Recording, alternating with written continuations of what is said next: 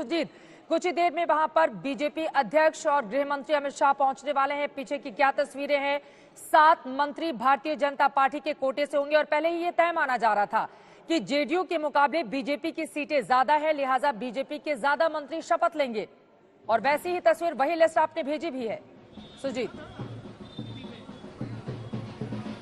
बिल्कुल चित्रा, और मेरे आवाज आपको सुनाई दे रही होगी ढोल नगाड़ों की। उत्सव का माहौल है बीजेपी के लिए, क्योंकि बीजेपी एक बड़ी पार्टी के रूप में उभरी है पूरे चुनाव में।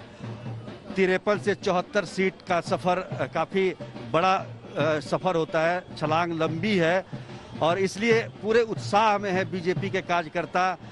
आप ढोल नगाड़ों की आवाज से ये जाहिर हो रहा होगा। ये लगातार यहाँ पर इस तरह का दृश्य मिल रहा है देखने को। अभी थोड़ी देर के बाद गृह मंत्री अमित शाह और बीजेपी के राष्ट्रीय अध्यक्ष जेपी नड्डा यहाँ आ रहे हैं। 2:40 का समय है। सुरक्षा भी बढ़ाई गई है क्योंकि गृह मंत्री यहाँ पर आ रहे हैं। तो यहाँ थोड़ी देर रुकने के बाद कुछ प्रबुद्ध लोगों से, कुछ वरिष्ठ नेताओं से विचार विमर्श करने के बाद वो सीधे राजभवन जाएंगे और राजभवन में शपथ ग्रहण समारोह में हिस्सा लेने के बाद फिर वो दिल्ली लौट जाएंगे। तो ये अभी तक का कार्यक्रम है। तमाम बड़े नेता यहाँ पर मौजूद हैं, जो बिहार के प्रभारी भूपेंद्र यादव हों या फिर देवेंद्र फडणवीस हों, ये तमाम नेता यहाँ पर विचार विमर्श और इनका गहन जो बैठकों का दौर चल रहा है।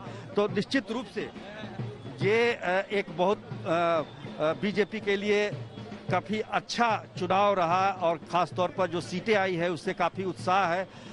पार्टी ने 7 लोगों को संभावित जो हमने दिया है मंत्री पद के लिए, तो निश्चित तौर पर जो कुल आज लोग शपथ लेंगे उनकी संख्या 15 होगी, जिसमें मुख्यमंत्री समेत 15 लोग आज शपथ लेंगे, जिसमें से 7 बीजेपी के विधायक मंत्री बनेंगे, एक वीआईपी और हम के, और बाकी जेडीयू के मंत्री उसमें शामिल होंगे। तो ये महत्वपूर्ण जानकारी सुजीत आप दे रहे हैं। यकीनन मुख्यमंत्री नीतीश कुमार के साथ ही कुल 15 चेहरे होंगे जो आप मंत्री पद की शपथ लेते हुए राजभवन में दिखाई देंगे। लेकिन अब जरा हम आपको दिखाते हैं वो चेहरे कौन कौन से हैं, वो कौन कौन से नाम है जिनको आगे किया गया है बिहार में। देखिए, उसके पहले किस तरह से फूलों की बरसात हो रही है।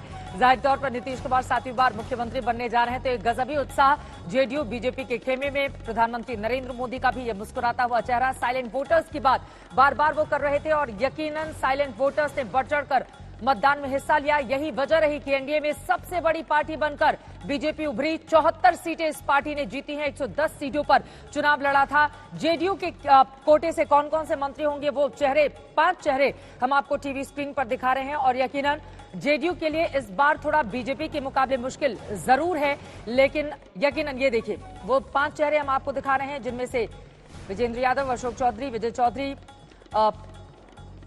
शीला मंडल, मेवालाल चौधरी, ये 5 चेहरे नीतीश के संभावित मंत्री। और अब इसके बाद बात कर लेते हैं भारतीय जनता पार्टी की। बीजेपी की ओर से 7 चेहरे दिए गए हैं, जेडीयू के 5 नीतीश कुमार को छोड़कर। और अब भारतीय जनता पार्टी के अगर चेहरे आपको हम दिखाएं तो बीजेपी ने भी सुबह सुबह खबर आई कि जारी होंगे, लेकिन उसके बाद ये देखिए तारकिशोर प्रसाद वर्तमान में नेता बीजेपी विधायक दल के, लेकिन ये deputy CM, 2 deputy CM BJP ने इस बार दिए हैं। यानी कि नीतीश कुमार फ्री हैंड अब तक जो काम करते हुए बीते 15 सालों से चले आए हैं, कम से कम इस बार उस तरह की स्थिति नहीं होगी।